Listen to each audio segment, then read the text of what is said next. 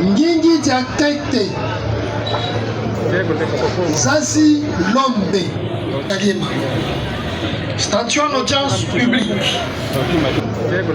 Zazi Lombe Kagema. Statut en audience publique.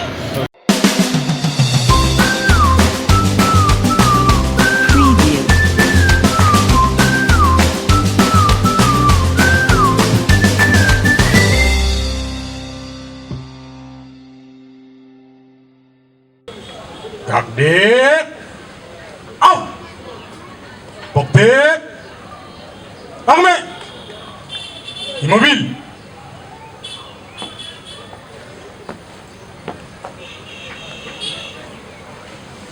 Monsieur le Président du tribunal militaire Changalema, mort capitaine, après l'audience est rangée pour randonneur.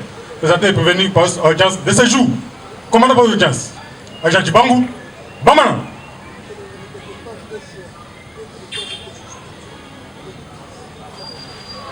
Ah, bonjour mon capitaine.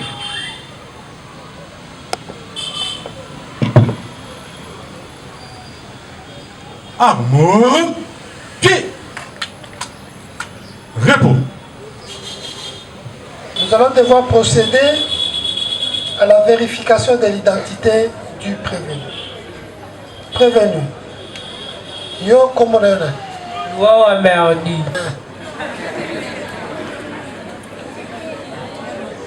Yo, ça comme ça. Un peintre. Yo, botami wapi? Abotam la Kinshasa. Laisse biso date. Abotam le 3 août 2008. On a ça déjà Nzembo. C'est comment Nzembo? Denge bayembaka debout, congolais. Ton amokaka toyebi ke koloba ndenge wana parce que déjà mikanda. Mikanda elobi ndenge wana te. Mikanda elobi makambo mosusu. Yo moko nde opesaki kombo wana, kombo na yo, mokolo botamaki, tata na yo, mama na yo, lelo échange. Wana ye monde bongo asanga mambo akoma. Oyo monde matisi nga âge. Onga pesi âge na nga boya, aboya ngondeni. Ekoyebani. Osiliki?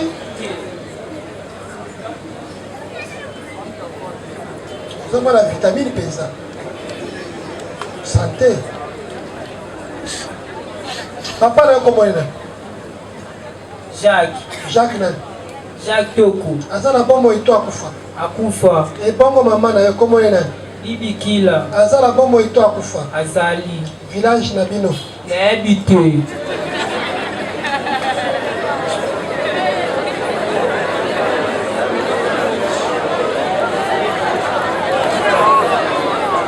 Silence.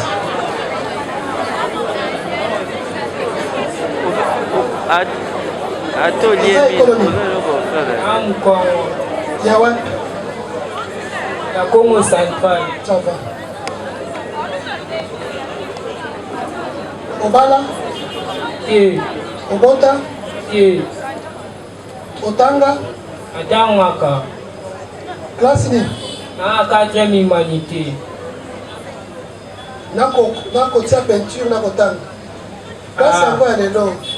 Yango ekiti penza na se. Au moins na 4e. Oya tangi penza. Soki batu mikolo lokola biso tozo tuna ye. Aba Imbisa papa. atanga te. Atanga te. Mwana oyo babota. Mwana oyo atangaka. Soki batu mikolo batuni ye. Akoya nona te. De bongo au salakati la classe. C'est un professeur à l'objet. Ça dénote déjà que dans la suite, tu vois dans la classe, t'as évité. Et Kolika a la Katakasho. Enfant, tu vois. Abana Bandan. Avenue Wilmongo. numéro 12 bis. quartier. Luboudi. Monsieur le greffier a acté que nous allons tenir compte des éléments de l'identité du prévenu contenu dans l'acte de saisine parce qu'elle convient avec ses déclarations devant l'officier de police judiciaire.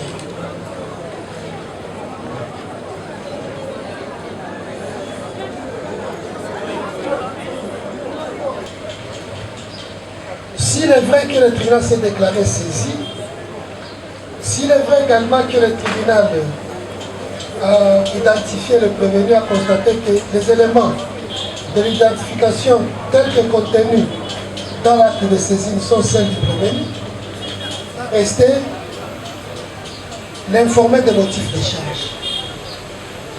Le prévenu Mouawa est poursuivi et déféré devant les juges des séances pour des faits en relation avec une entreprise individuelle ou collective ayant pour but de troubler gravement l'ordre public par intimidation ou terreur.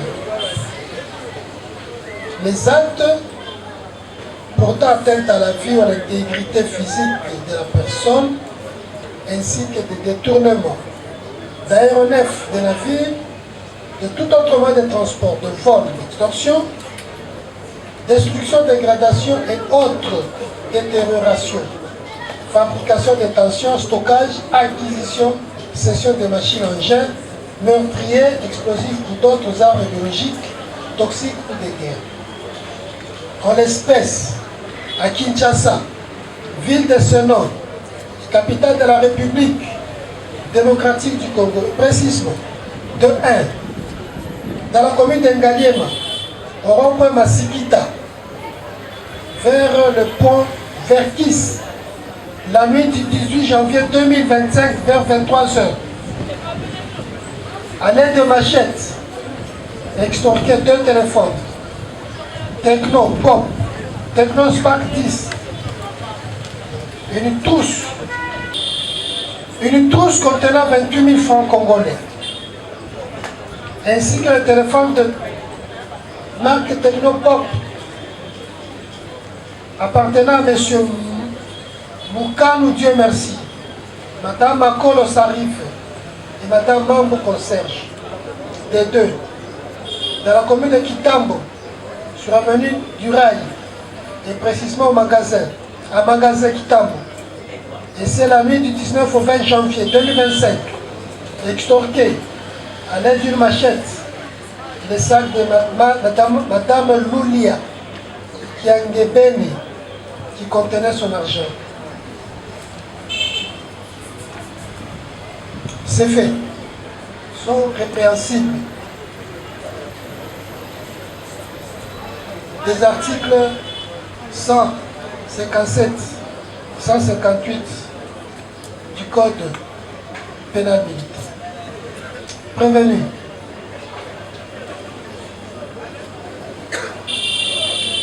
Luwawa, Merdi, Andi. Bafundi yo liboso na biso ki oza kolona. Mosala na yo kobotola biloko ya bato na ba machette. Kasi mbala mibale osaleli yango. Ya liboso le 18 janvier oyo kaka. Ya loli lobi awa na 23h butu. Tango balinga basolala bana classe lokola yo. Bazotanga bakuru ya lobi. Yo osala ba machette na balabala. Na pont Verkis, na rond-point Masikita, voilà tout ce que na UPN. Au Botoli, Mwana Mboka Makano, Dieu merci. Madame Makolo, ça arrive. Et Madame Mambo Concierge, ba téléphone na bango, na bon. On tiki kagate. Et comme il m'a message, Lobilango. C'est-à-dire, Boutou, il y a 19 au 20 janvier, Yowana Narai, na Kitambo magasin. Voilà ce qu'on s'attaquait à Madame Loulia, qui a Ngebeni, il y a au juillet, ça, vous avez qui n'a biloko na yo. Oyoki. Ayoki. Où ça la liboso? Ok. Oyoki. Ayoki. Zaleliwa ne Pekisami. Mais nyonso wana balubiana. Malembe. Nyonso wana Malembe. Yoka mela, même la classe au tangaka. Faut que yoka nanu, quand on tangi sa zone. Imbisa papa. Et Pekisami, ezaleli wana na buku ya mobeko ya basoda na article 157 158 oyoki nayoki papa est-ce que eza ya solo eza ya solo te so avant tribunal eyoki kasi lokola eza lokuta oza na badroit nyonso droit ya koloba manso oyo okoki koloba mpo na lobiko na yo droit ya kozala na baavocat kobengisa batémoin bombengela ngai songolo pakala po mokolo wana ngai nazalaki na masina po mokolo wana ngai nazalaki na selembau po mokolo wana ngai nazalaki ya kolala nazalaki te droit ya koboya bazuzi to moko to tribunal kasi ezala na ntina droit ya koboya kosamba ya kofanda nye kasi ya motuya samba olongo toyokani ayoki papa ça va ministère public présentez-nous les faits comme stipule le contrat judiciaire établi contre le prévenu Loi Wamerdi Anti. Monsieur le Président, celui-ci est auteur de plusieurs faits. Et c'est vraiment une vedette de plusieurs communes. À des distances aussi bien importantes. Monsieur le Président, dans la commune de Kitambo, sur l'avenue Rail, précisément un magasin, dans la nuit 19 au 20 janvier 2025, c'est prévenu qui a toujours l'habitude de se promener avec une machette, s'en prendra, Monsieur le Président, à Madame Loulia Kangeben et Monsieur le Président, laquelle dame venait de vendre et elle n'avait même pas fait l'inventaire de tous ses biens. Et c'est-à-dire ces sacs qui a été extorqué à l'aide de cette machette que détenait le prévenu. Il avait tout son argent après ses opérations commerciales de vente. Monsieur le Président, ce prévenu quitte loin. Ce prévenu a toujours l'habitude de se rencontrer avec ses amis. Le ministère public est déjà informé sur différents points avant d'aller opérer. Ce prévenu qui appartient au groupe 40 000 Chegué. Monsieur le Président, pour la deuxième fois, ou soit pour le deuxième fait connu, dans la commune de Ngayema, au rond-point Masikita, vers le rond-point Verkis, dans le 18 janvier 2025, c'est-à-dire il a commis dans la nuit du 18 janvier et dans la nuit du 19 au 20, il se répète encore. Il change d'endroit. Aujourd'hui, il opère ici, demain, il opère là-bas. Et là, toujours avec des machettes, va ravir le téléphone Technopop Spark 10, une trousse contenant 28 000 francs congolais, préjudice, respectivement préjudice du sieur Moukanou, Madame Makolo et la dame Mambou. Monsieur le Président, c'est pour tous ces faits que le ministère public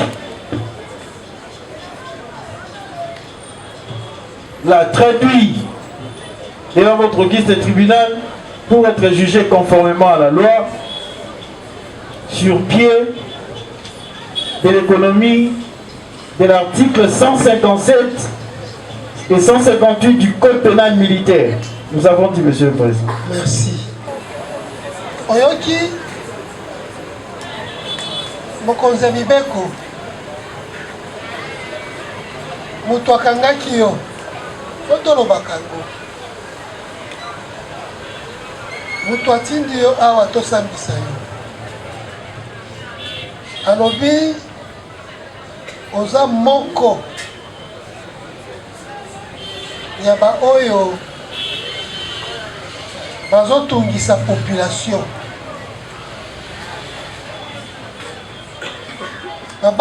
bazobanga eloko te na kobotolaka biloko ya bato na koyibaka biloko ya bato kasi esalameli ya makambo wana nde ezopesa somo ezobangisa ekamwisi le collectif de la communauté parce que ezosalema na bamachette avec un degré de violence inouï, une cruauté qui ne dit pas son nom parce que ozobanga mpe l'état te ezala moi ezala butu ezala liboso ya bato ezala na molili donc bino nde bokomi bato ya makasi yango nde bozomibenga bametre bapomba bozala se recoupe na kati ya bagang les écuries de bande bopesi bakombo des américains des arabes toyokaki les Gucci toyokaki les Lonzo. C'est beaucoup de camps qui mettent en mal l'inquiétude de la population. Il y a commis la Bandalou. Kasi, yopoza la kati, selon le ministère public, il y a Batouane. Il y a Monde, Tozo Sambisayo. Il y a Monde, Tokopesa Maloba. Pour Loba. Ceux qui étaient à solo, aussi au Wangani, bakoseli. Kasi, tokotuna yo, lolenge nini okangami? Pona nini okangami? Mukolo nini okangami? Likolo ya nini okangami? Na makambo nini?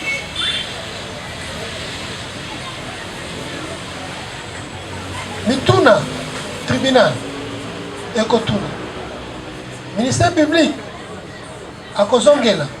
Akotuna yo lisusu bavoka na yo basawani bakotuna bakolo toyokani basi bakanga yo ngwana te bakanga nga première fois na nga yango bakanga nga première fois kokanga c'est ça oui mais osambati asambati osalaki kasini basoyaka date de naissance na ngai koma mama ya papa suka wana esili wana eza wapi tozala na susiati susiati ya wapi susiati ya lukala basodo bakanga ngai tobando ya na bango o plainte no eza ya susiati toke susiati plainte malembe tokokoma esika nini bazwaki yo bazwanga malembe tokokoma esika nini bazwaki yo mpona nini banani bakangaki yo mokolo nini ngonga nini me tozongi nanu otika kosamba te samba te na susiat osambaki te c'est ça oui kuna batunaki yo kaka kombo na yo batunanga mpe kaka kombo age na yo suki wana makambo mosusu te batika koyebisa yo mpona nini okangami batika koyebisa yo ayebisangaki o plainte na yo eza susiete ya lukala toke susiete ya lukala pa moto akanga ya ngai toverifie banina na plainte ye te alakisinga kaka kimotema mabe ayenanga ayenanga plainte mpe a eza te mama ya biso omo ala beti 4 jours au moment biso déclaré mo abasenga mato pe bo manda $100 aisi mama biso nini kia abima pe 4 jours après 4 jours subwe au moment biso déclaré boy au moment na lia kiango na bakanda na mba na bakanda na mba kiango na bakanda na mba mo aza chinga liste auditoire nga yebi mambo ana négatif alia kiango alia kiango sko senga amandi poani bozoni okona baparole bozonyokola baboti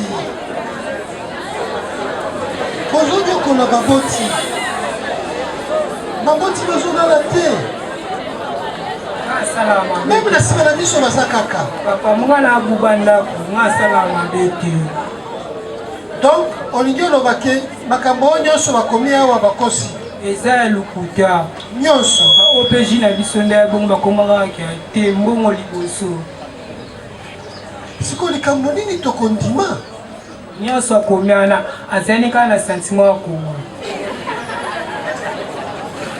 na signature mpe sentiment signature sikoyo nde bongo omoko asimbenga machete omoko asimbenga marto atyenga a signé opg na machete ya solo papa nakosi yo te soki oti na kati ya biro na bango basalaka machete papa ya solo papa nakosi yo te nde osigné nde na signé bon ça va wana eza kosigné ebongo sikoyo maloba eza na kati yango mpe machete kaka wana sikoyo nde nayebi te apia nga papier natanga te oyebi kotanga nayebi otanga topesa otanga pesa yotanga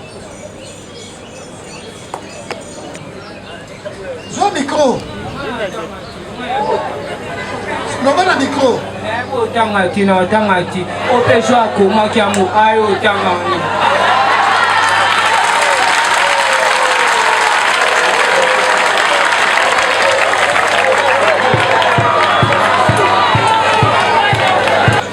ngai na place na yo nakoyoka soni ngai personnellement soki nake na ndako nayebisi bana na ngai na bandai kosambisa mutu moko alobi atangaka aza na 4e deshumanité ayebisi ngai ayebi kotanga te bakowangana bakondima te soki nalobi na bana ke ya solo mutu wana ayebi kotanga te totangi mikanda na ye aza mwana classe na 4e humanité oza na 4e humanité olobi loba makasi otanga na ekole nini tanga na salongo nalobi aza na 4e construction même construction il faut kotanga combien de briques combien de sacs de ciment combien de moellons ayebi te bakoseka nde omoni oyo nyonso bato baseki nde yo papa premier jour bakanga ngai mpo napesaka ngai atanga ngo te ka lelo biso topesi otanga ngai sikoyo nayebi otanga te koololo et je vais vous dire que ça n'a aucun impact sur la décision du tribunal. Et je vais vous rappeler que ce comportement est répréhensible. Ce n'est pas une menace, c'est de la loi. La loi dit les personnes qui assistent à l'audience sont sans armes et se tiennent à découvert. Elles assistent dans le silence et le respect. Et ne font pas de signes d'approbation ou de désapprobation.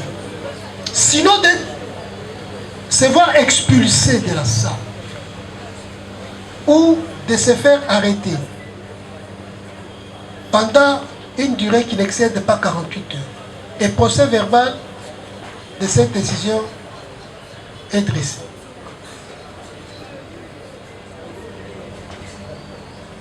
Nous ne sommes pas dans un stade, le long match chez Obetakuna dans le stade de Martyrs. Allez là-bas.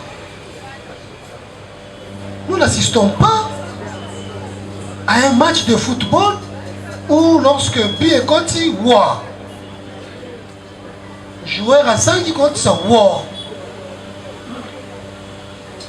je vais vous repérer. Et celui-là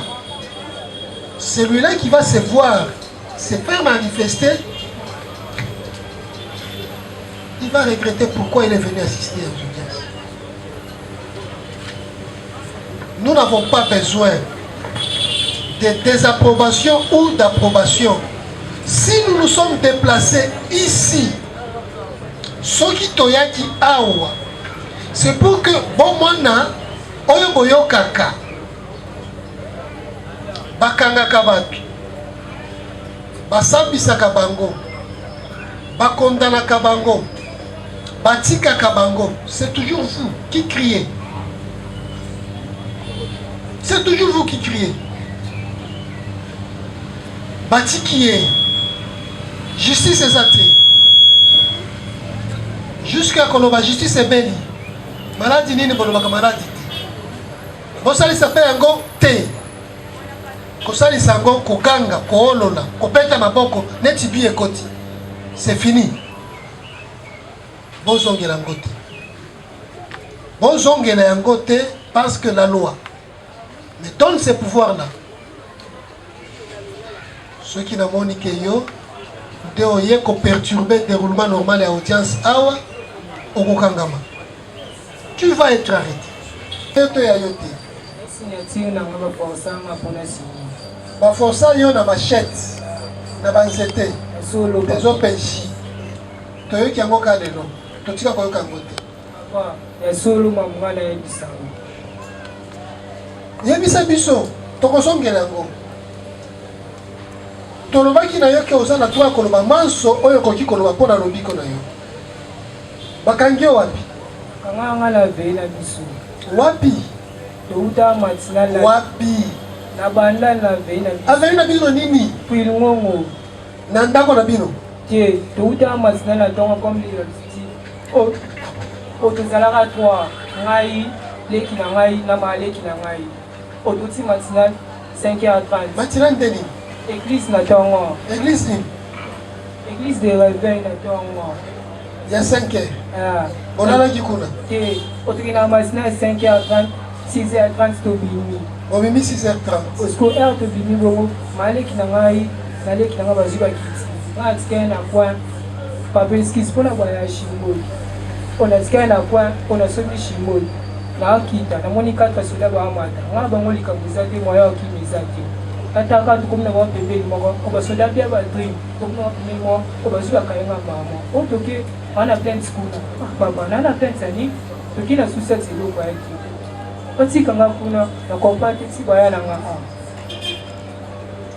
Pembeli na yo bantu bazalaki te na veni tozalaka 3 personnes. Ngai, maleki na ngai.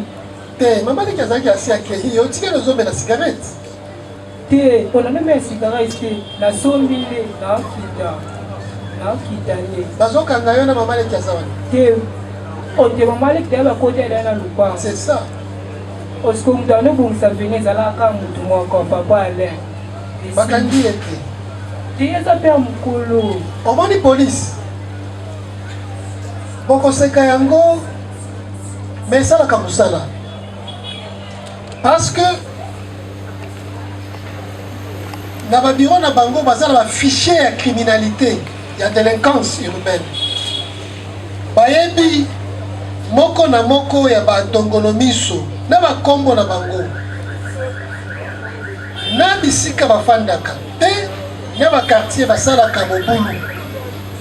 Soki likambo esalami place songono pakala olobi te mode d'opération oyo il faut ezala tel toke kotia ye coussin babanda kozela yo banda kozela yo banozela te obango bauta banzela na bango opo baleka pa biso na lupango na ntongo namuki na fosi balekaki na balabala o baleka na lupango opo bongo soyaka nzela leka lupango onape mokonzi nyama neni obia opesi mpe na bango mbote tosola na bango pia papa mongalikam na bango te nasona bango mabe pwani obengi bango mokonzi mbote onabengi moko tosola naye mokonzi nyama neni kalma nyama alungwe bakiti na bamasa na bango ko place batika lotoko na si basema na bango babeka nini lotoko na ve na biso yo mwana classe oyebi esika bateka lotoko okaeza na ve na biso mwana classe amelaka simboka mwana classe mwana age oloba wana akomela cigarette akomela lotoko amela yango kaka na entourage ya bamasa na ngai bamasa na ngai banani bamasa na ngai pesa bakombo bandeko na ngai pesa bango bakombo Genevieve eza kombo te bakombo ngai ayebi kaka ya mwana mpo ngalaka na ekili te ngazala nga moko epa na bango wapi ame Genevieve leki na nga tofanda ne ndako moko leki na yo soki ozala age ozoloba leki na yo komela cigarette sikoyo soki yo age yo ozoloba eza ya moke leki na yo sikoyo aza na moke makasi akomela cigarette amela te sikoyo mpona ni amelaka nga amela yango kaka te na entourage ya masa na ngai bamasa nde tolingi toyeba bakombo te nga sikoyo na masa kombo apesa te mpo neti nga mpe na bana masa te papa omoni ke yo moko ozoloba une chose et son contraire tantôt bamasa nde balakisi yo komela cigarette bamasa nde balakisi yo komela lotoko nde liboso alakisa opte liboso neti na nga milanage chimoto ezanga naoke papa biso ezakokeke apesangaki ma azwaki etumbela ngai papa opopea na ngai alo merci akufa tika kokosela moyi solo papa nayebi so verité azosepela te esika zali nayebi so verité papa siko ntango bakangi yo bayebisi yo ntina te baya koyebisa ngai sikoyo ke ntina na bapapie oyo botindaka wana yango aya natangi bapapie wana balobi nini balobi ke onga ayibi po telefone na bato eza ya solo eza ya lokuta bato wana basambaki yo mpe osambaki nga natikala omona kuta plenia te eloko te natikala omona mutu te basi bakanga yo mbala mibale na la polise te eza ya lokuta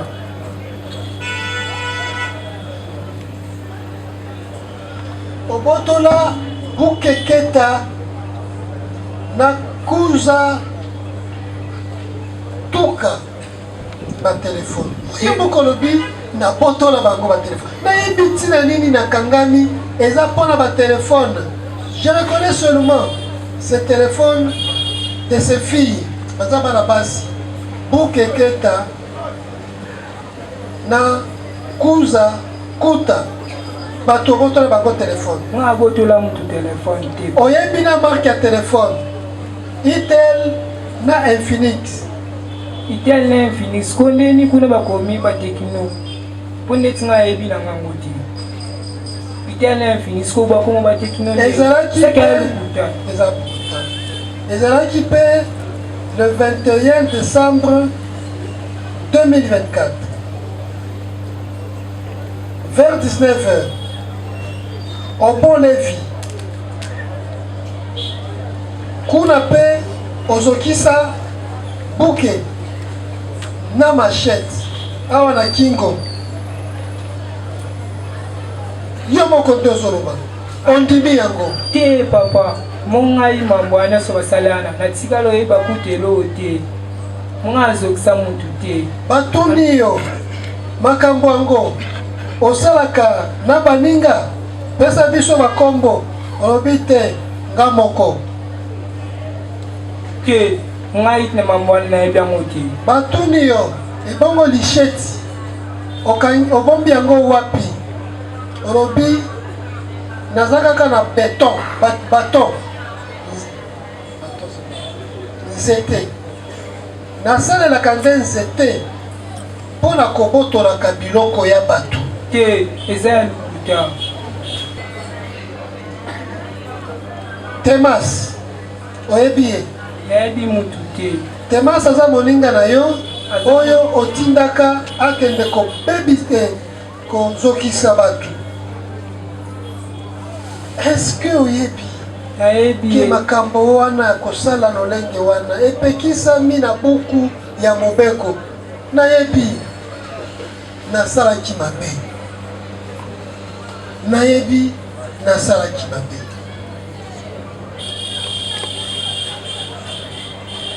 ya kobakisa nakobakisa oyo nyonso bakomiana nayebi eloti anela ye ke na kosala ye mabe jusqu'à ce que nabotola ye biloko nabeta ye mpe nabeta to oyo nazalaki na ye akosi neti ngai kopine nga moko oza kopine ya mwa mwasi ebanda na ndeni nga aza kopine ya mwasi nga nde fo tolingana ndembo ya moko lokola mwasi ta mbwana esili soki napekisaki te mbele pi ekoti mbele bakangi omoni yango nde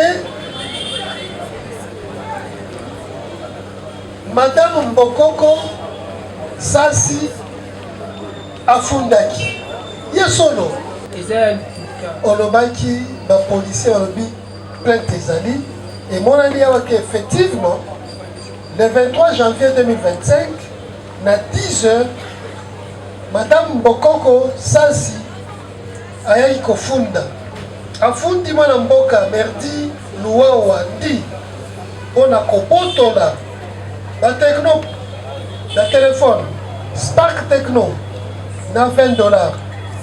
Et ça là qui jeudi, na 21h.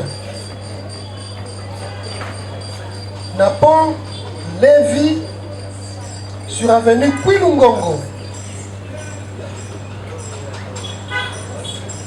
Kasi yo na baninga, bon petit lisuzu, à l'aide de machette, bozokisi.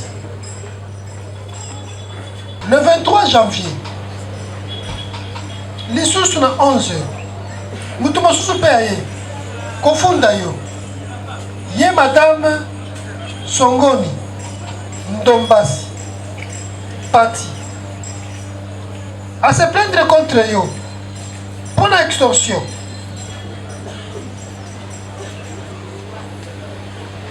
Ya bana na ye ya vite na téléphone Buke Keta Kuzituka Tivela Tiveka babanda kokende vers Kaluka kouta Bandalungwa bakomi na Pont Lévi nde esika na yo ya makambo bakwai na piège ya ba civique moko na bango kombo na ye Andy abotoli ba telefone mibale Infinix na Itel na $40 na $20 ezalaki na 19h.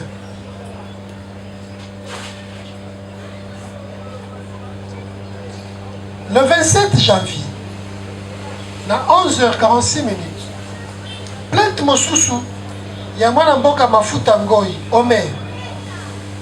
Papa, excuse, neti nga bakanganga le 22 janvier. Le 27 janvier, na keboto la mutu ndeni. Nga bakanganga le 22 janvier. Basi bakangi yo deja. Baye kofunda yo, balobi osali makambo le 27 te. Yoka, fongola matoi. Le 27 janvier, na 11h46,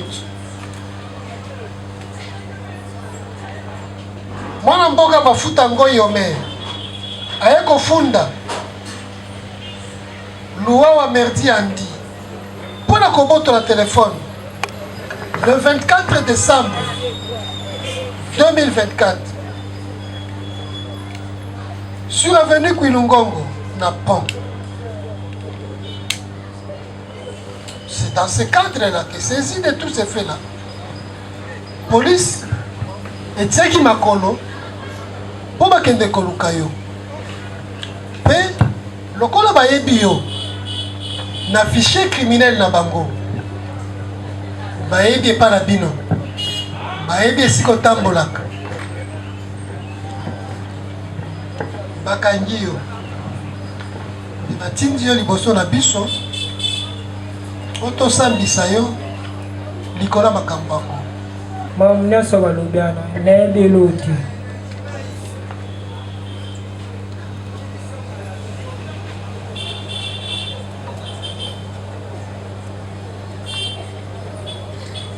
oyebi yango te na oyo osambaki na oyo osinyaki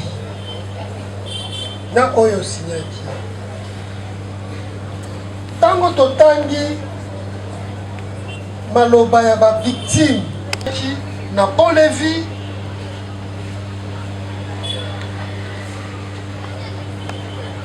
à l'aide de machette babungisaki biloko na bango na makasi etinga ku Pont Lévis wana nayebi yango kuti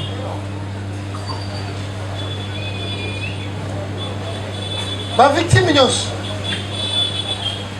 nyonso balobi kaka ndenge wana lolenge nini babungisaki biloko nini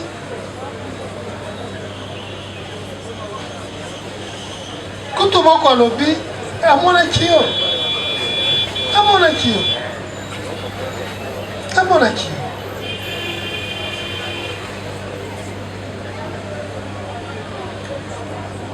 bozalaki mibale moko alongoli masque na ye il a été identifié olobi nini nayebi yango te nga atambolanga moko tambolaka yo moko Lowawa oui tribunal elingi eyeba malamu okokoyebisa na tribunal epa na bino boza bana boni pa biso toza 5 boza 5 bayekokanga kaka yo mwana malamu moto oyo asalaka mabe te me baoyo mosusu oyo batiki bango bele balikangaki bino nyonso te me bayekopona kaka yo nde bakangi okoloba na tribunal mpona nini bakangaki nga siko elo bakangilanga nayebi te oyebi te okoyebisa tribunal bakangelaki yo te bakanga ngai na vei na biso na aveni na bino jeune garçon oyo aza kuna eza kaka yo nde moto baponaki te na vei na biso tozalaka ebele mpina nini sikoyo na aveni na bino boza ebele me bakangi kaka yo moko papa basoda misu bakomaka oso batambo bazwi mutu te nyonso ekomaka kaka na nzela bamoni balokoti ye yango toza komituna tribunal mpe eza komituna libabe nini ozalaki nango akolokota kaka yo baoyo mosusu batiki bango me baponi kaka yo nde balokoti te na 6 heures ana sikoke te moto azalaki te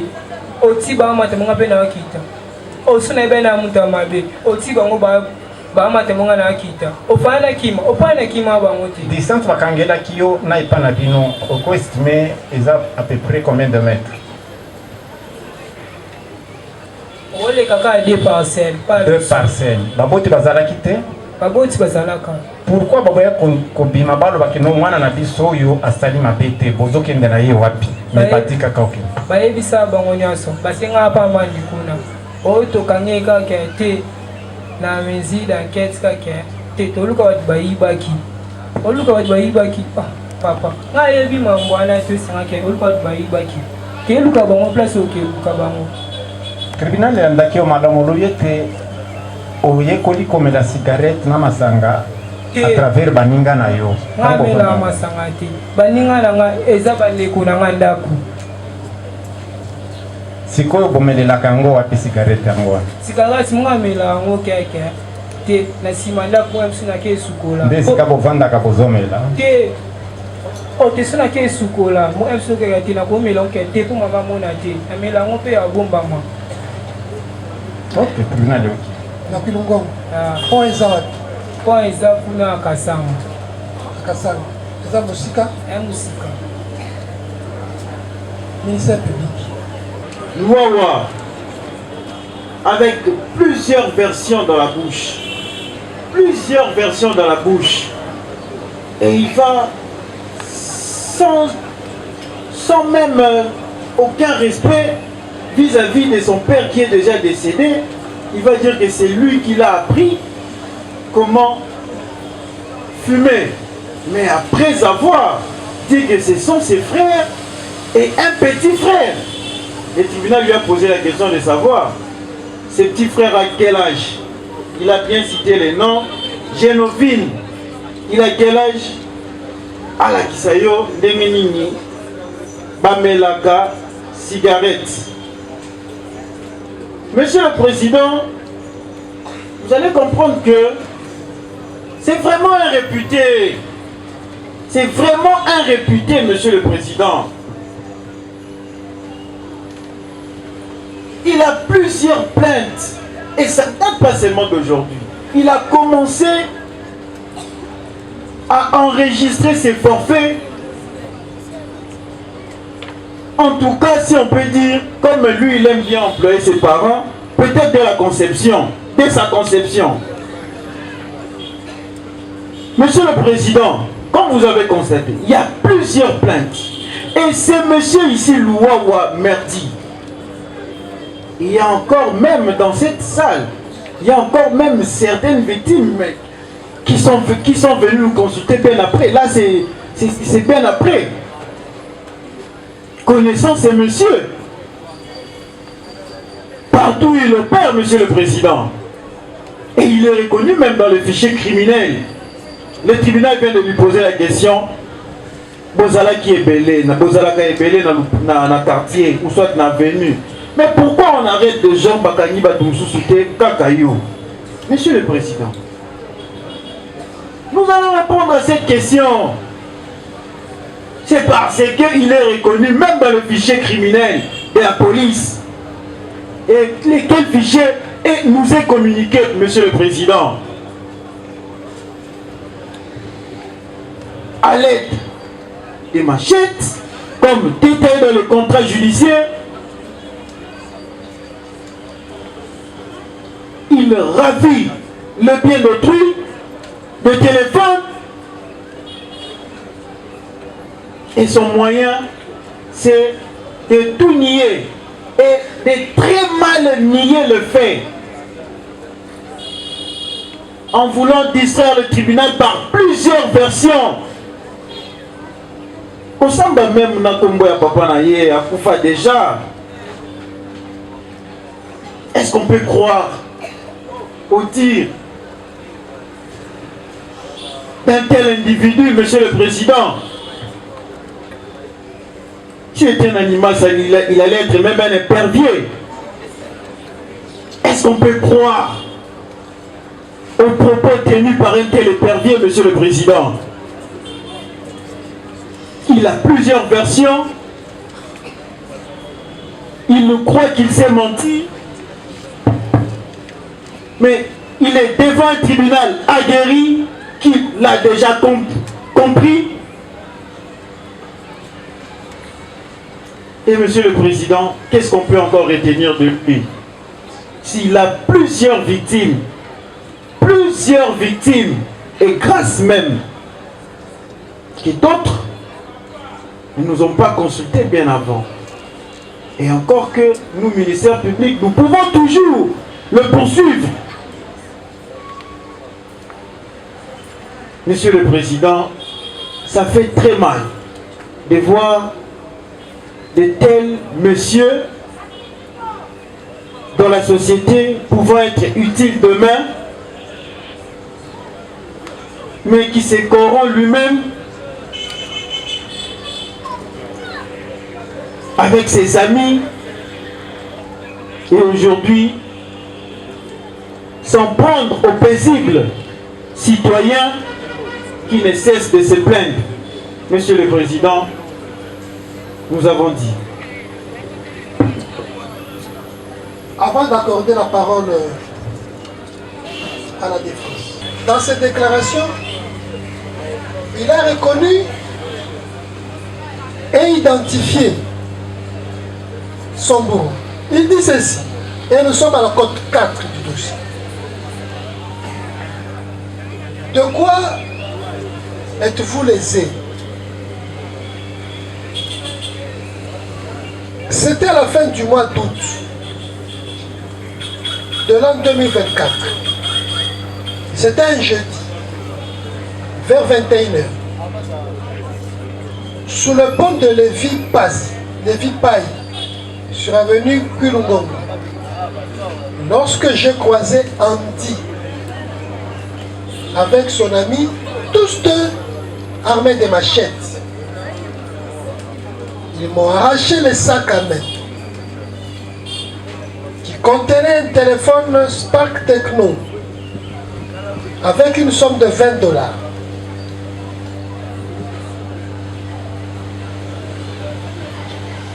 Ils m'ont frappé des coups à l'aide de machette à la tête. J'ai eu très mal. J'ai crié. Andy Namoniyo.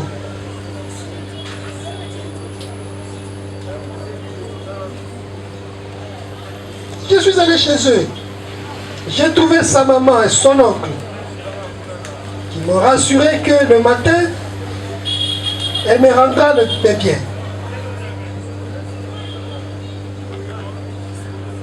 Le matin, lorsque je suis venu,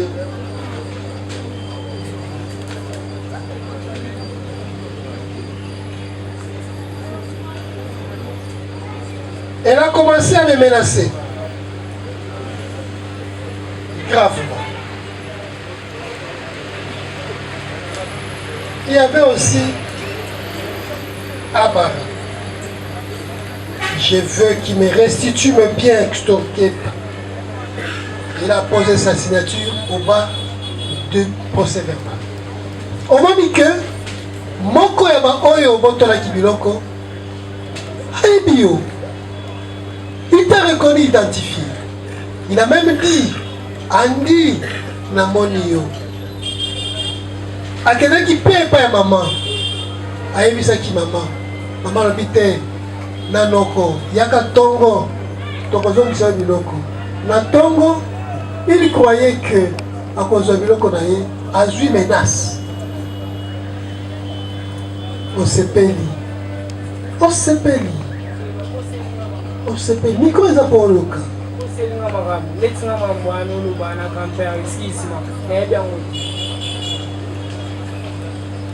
La défense. De la loi. Nous sommes à la phase d'instruction. Juste 2 observations et 3 petites questions à poser au ministère public. Allez-y. La première observation est que notre client ici, M. Andy, du fait qu'il a été initié, défimé par son père, ce n'est pas la désobéissance à la loi, étant donné que la loi congolaise n'arrête pas de fumer des cigarettes. Là, il faut retenir simplement ça. La seconde observation. Attendez, où ça les bossos? Où ça les bossos? Quand on va prendre l'éviter, quand on va la prendre, quand c'est comporté le col mon bac. Vous qui? Deuxième observation. Quel est mon nom? Où ça les bossos? Monsieur, nous avons attendu le ministère. C'est la dernière fois. Vous qui? Et c'est la dernière fois que je t'avise. La deuxième observation, nous avons attendu le ministère public dire ici que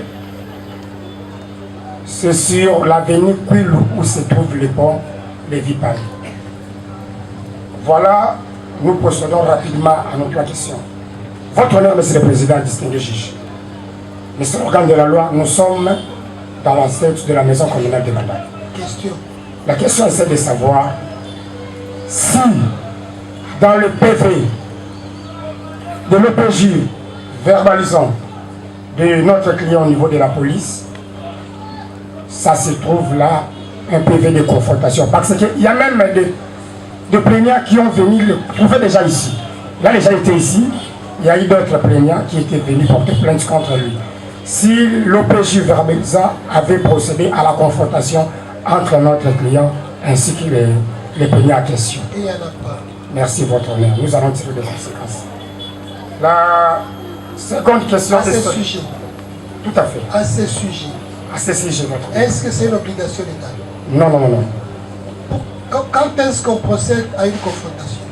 C'est lorsque l'une des parties nie les faits. Et dans les cas d'espèce? Notre client a dit depuis la police, il connaît rien. Donc il nie tout. Vous avez pris connaissance des éléments du dossier? Bien sûr, oui, votre honneur. Vous avez lu? Si, votre honneur. Selon votre explication, nous avons écouté, nous avons fait des analyses. Selon vous, à la cote 11, lorsqu'il reconnaît seulement le téléphone de filles Bouk et Keta, n'est-ce pas un aveu? Votre honneur, nous sommes devant un tribunal très aguerri. Merci. Ce n'est pas un aveu parce qu'ici, il ne reconnaît absolument rien. Vous allez plaider. Merci, votre honneur. C'était ça. Deuxième question. C'était ça. Le deuxième moyen, vous avez déjà épuisé. Merci. Donc, je conserve la première. C'est mon problème. Le tribunal est éclairé. Le prévenu Louawa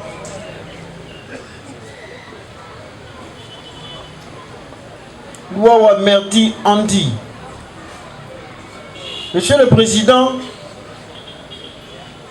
comme dans les contrats judiciaires, la commune de Kitambo, dans la nuit du 19 au 20 janvier 2025, c'est prévenu qui va croiser une dame vendeuse, Lulia Kiangebene, qui venait alors de faire ses opérations commerciales de vente, ayant mis tout son argent dans le sac. C'est prévenu, on dirait qu'il était au guet-apens,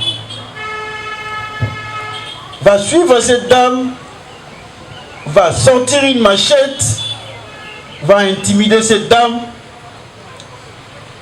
et va extorquer son sac contenant tout l'argent qui était contenu dans le sac. Monsieur le Président, il ne va pas se limiter. Il va encore dans à la commune d'Engaliema, vers le rond-point Masikita. Là, il était avec ses amis, mais malheureusement, qui sont en fuite. Et toujours à l'aide de machettes, Monsieur le Président, avec leurs habitudes, extorquer 2 téléphones au préjudice et une somme de 28 000 francs congolais au préjudice de Monsieur Moukanou, Madame Makolo, Sarive, ainsi de suite.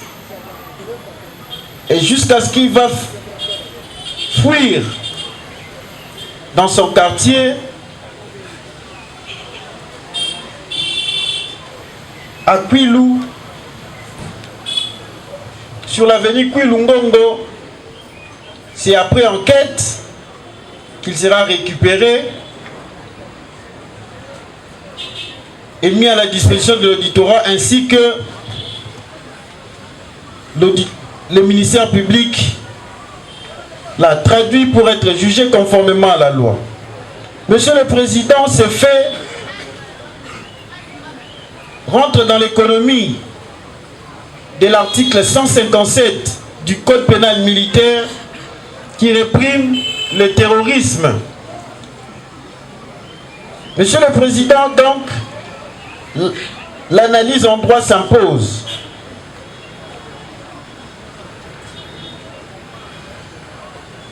Comme nous disons toujours, ce n'est pas l'habitude du ministère public, mais c'est prévenu qui pousse toujours le ministère public à développer l'infraction de terrorisme. Pour sa réalisation, Monsieur le Président, cette infraction requiert les éléments matériels et l'élément intentionnel. Les éléments matériels, les actes de commission, ainsi que les moyens employés et objectifs poursuivis. Des actes matériels. Ces actes matériels sont relatifs aux faits infractionnels des atteintes volontaires à la vie ou à l'intégrité physique de la personne. Monsieur le Président, au vol, aux extorsions, aux destructions, dégradations, j'en passe. En effet, dans les cas de ces procès, Monsieur le Président, ce prévenu a eu à 2 reprises à extorquer le sac de la dame Loulia Kiangebene, alors qu'elle venait de faire ses opérations commerciales de vente. Aussi, Monsieur le Président, c'est prévenu, a eu encore à extorquer en date du 18 janvier 2025 deux téléphones techno au préjudice du sieur Moukanou. Makolo et j'en passe, Monsieur le Président. Vous allez constater que les actes matériels sont bel et bien établis. Le moyen employé, objectif poursuivi. Monsieur le Président, à l'aide d'une machette et à plus d'une fois, toujours avec des machettes. La machette, ce n'est pas pour faire de la blague. Ce n'était pas un abattoir, Monsieur le Président. Cette machette, toute neuve, quelqu'un qui dépense son argent paye une machette toute neuve pour intimider la population et prendre leurs biens.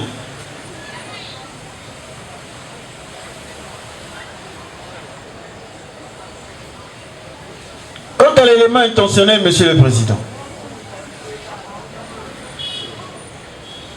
l'élément intentionnel réside dans l'existence de cette résolution criminelle. Monsieur le Président,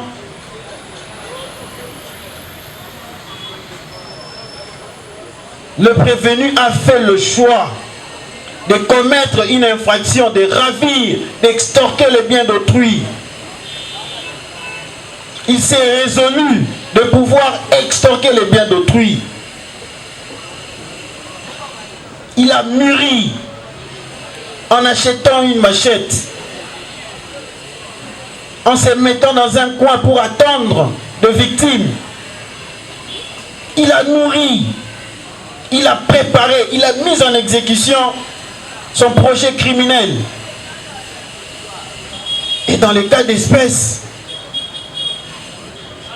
c'est lorsqu'il s'est retrouvé avec une machette, en ravissant le bien, le sac d'autrui qui contenait de l'argent, le téléphone d'autrui. J'avais compris que cet élément est recherché, Monsieur le Président, dans la manière dont le prévenu a eu à perpétrer ses actes. C'est donc l'aspect de la terreur, Monsieur le Président.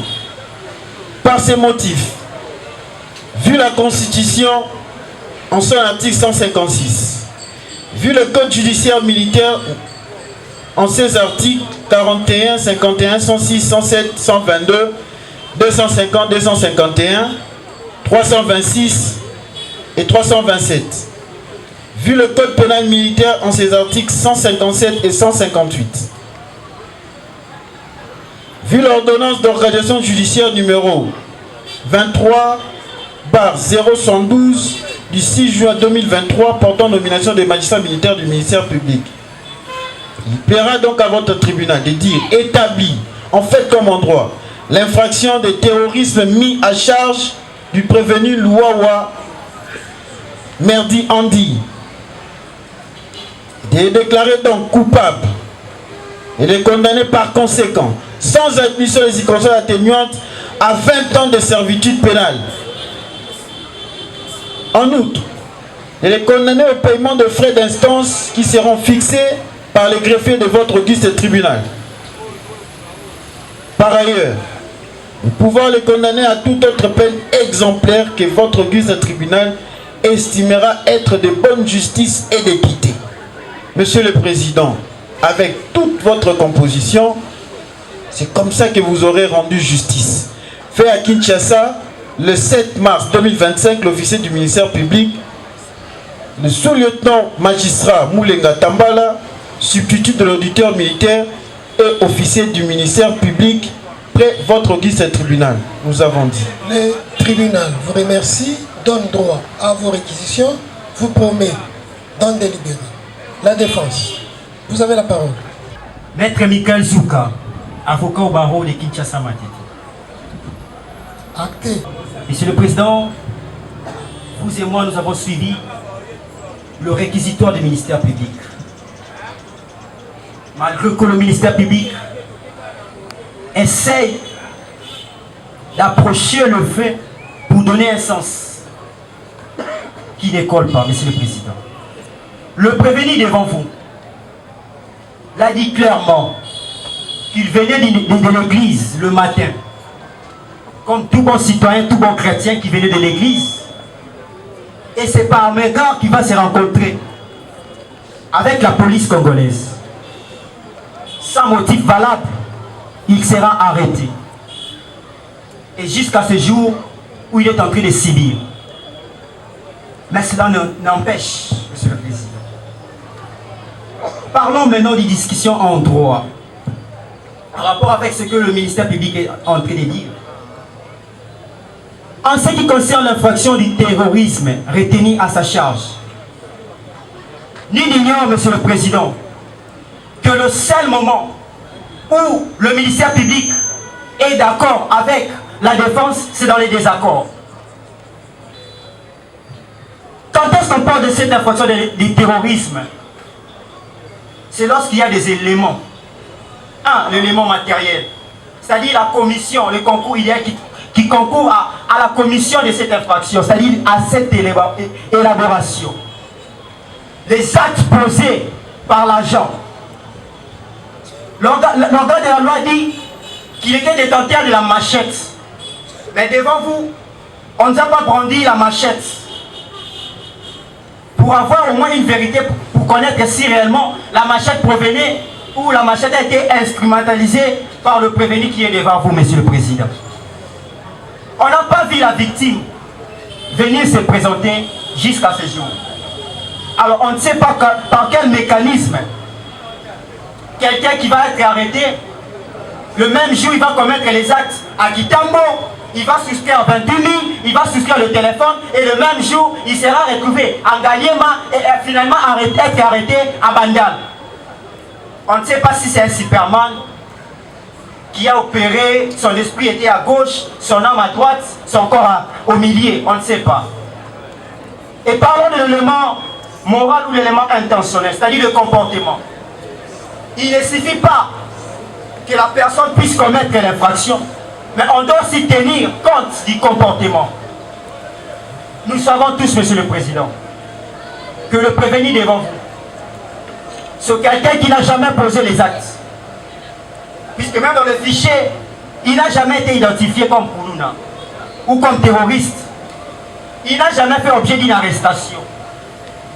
Et il va se faire voir devant le policier et être arrêté sans pour autant commettre les actes. C'est un innocent. On aurait dit arrêter les gens qui commettent les infractions. Mais lui, c'est un innocent, c'est un rescapé qui a été arrêté injustement. Alors qu'il plaise à votre auguste tribunal, Monsieur le Président, de dire non établi, on fait comme en droit, l'infraction retenue à sa charge. Et nous sollicitons son acquittement pur et simple. Ainsi, la justice serait faite, Monsieur le Président. Oui. Monsieur le Président, merci pour la parole. Nous rencontrons seulement la défense en disant que c'est bel et bien précisé dans l'acte de saisine, ou soit dans les contrats judiciaires, que le prévenu, pour son premier forfait, il a commis un jour avant, et par rapport au fichier criminel dont parle la défense, on ne sait même pas par quel moyen il a procédé à avoir ces fichiers criminels. La défense. Monsieur, comme ça allait appuyer le réquisitoire du ministère public.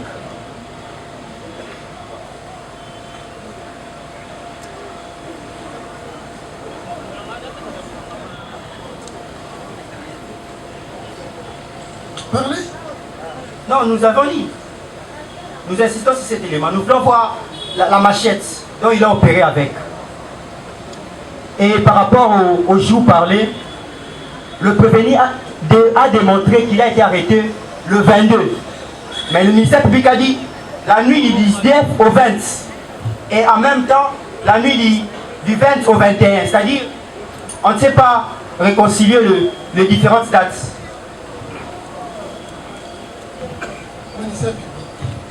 Merci beaucoup, Monsieur le Président. Que son client, le prévenu, a été arrêté le 22. Mais nous, dans le contrat judiciaire, Monsieur le Président, nous avons parlé du 18 janvier. Son premier forfait. Deuxième forfait, la nuit du 19 au 20. Entre 20 et 22, il y a un jour d'intervalle. Et parlant donc de machette, Monsieur le Président, il commet son forfait, il fuit avec sa machette. Lorsqu'il est arrêté sans machette. Mais il est déjà repris dans le fichier criminel. Il n'a pas pu rencontrer le moyen que lui-même il a soulevé du fichier criminel et il est en train de s'embrouiller avec les dates. Monsieur le Président, nous réitérons nos réquisitoires, nous avons dit. La défense. Mon besoin, c'est voir la preuve tangible. Puisque le rôle d'un avocat consiste à emmerder, à insister et jusqu'à ce qu'il va trouver une vérité. La vérité s'éprouve, la vérité ne se dit pas, elle doit s'éprouver, monsieur. C'est la raison pour laquelle nous maintenons notre position pour solliciter son acquittement pur et simple. Merci. Le tribunal. Ministère public, alobi aux Akuluna. Alobi et Pekisabi. Pour la yango à Sengue Tumbu il y a 20 ans. Avocat alobi na yomoko oyebi likambo na te. Akoseli osala kite osama na classe. Tribunal etika. Loba ya suka. Suka. Nayebi te papa masala mabe te. Tribunal eyoki. Ils sont écrits à te. Prévenu Louawa. Merdi.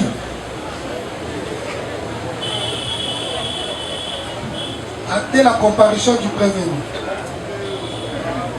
Le tribunal militaire garnison de Kinshasa Ngaliema statue en audience publique en ce jour dans l'affaire 1850 par 25 opposant l'auditeur militaire de garnison de Kinshasa Ngaliema ministère public au prévenu Louawa Merdi Andi poursuivi pour terrorisme, infraction prévue et punie par les articles 157 et 158 du Code pénal militaire.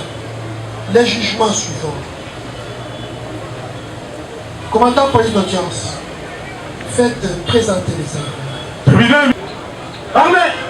Par ces motifs, le tribunal militaire garnison de Kinshasa Ngaliema, statuant l'audience publique et contradictoirement à l'égard du prévenu Louawa Andi Merdi.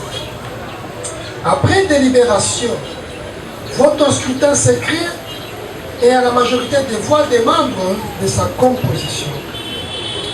Le ministère public entendu, vu la Constitution de la République, en 16 articles 21, 149, vu la loi 023, par 2002, du 18 novembre 2002 portant code judiciaire militaire, vu la loi 024 par 2002, du 18 novembre 2002 portant code pénal militaire, en 16 articles 157, 158, vu l'ordonnance d'organisation judiciaire numéro 18 par 128 du 22 septembre 2018 portant nomination de magistrats militaires du siège, vu le dossier de la cause, disons donc, à la question de savoir si le prévenu Louawa Andi Merdi est coupable de faits infractionnels mis à sa charge, le tribunal, à la majorité des voix des membres de sa composition, répond oui. À celle de savoir si le prévenu précité peut bénéficier de circonstances atténuantes, le tribunal, à la majorité des voix des membres de sa composition, répond non. En conséquence, d'y établir, en fait, comme en droit, l'infraction de terrorisme à charge du prévenu Louawa Andy Merdi, le déclare coupable, le condamne de ce chef à 20 ans de servitude pénale, au paiement des frais d'instance tarifés à 200 000 francs congolais, payables dans 15 jours. À défaut de subir 6 mois de contrainte par contre, l'avertit de son droit pour former appel contre le présent jugement prononcé dans l'audience publique de ce jour, où ont siégé les capitaines, magistrats Kweshi Mouchali Wadi, président, le capitaine Moutombo Tuite Cyprien, Gwenze Kizebou Donatien, Banzembouya Jean-Claude et le commissaire Litingi Lissansou Didier, tous juges assesseurs, avec le concours du ministère public, représenté à l'audience par le sous-lieutenant magistrat Moudodos Kikanda Colette, substitut de l'auditeur, militaire des garnisons, et l'assistance du capitaine Djourba Wayawaya Hae Malongo Bernard, greffier du siège. Arme au pied, repos. Arme au pied, repos. Criminel état du dossier, Nabokebi. Et Monique est solo. Aux amants ya baoye bazotongisa population, et tu n'as pas le droit de citer dans la civilisation des gens. Yango eyokeli yo mawate, epesi etumbu ya 20 ans ya boloko, okofuta pema ya mukanda ya 200 000 francs congolais, soki te, sima ya 20 ans, wana okosala lisusu 6 mois. Tribunal eyebisi lisusu, et ceux qui osepeli te, c'est ton droit pour quelqu'un de ressemble na bazuzi oyo baleki biso na mayele. Anunga Kividi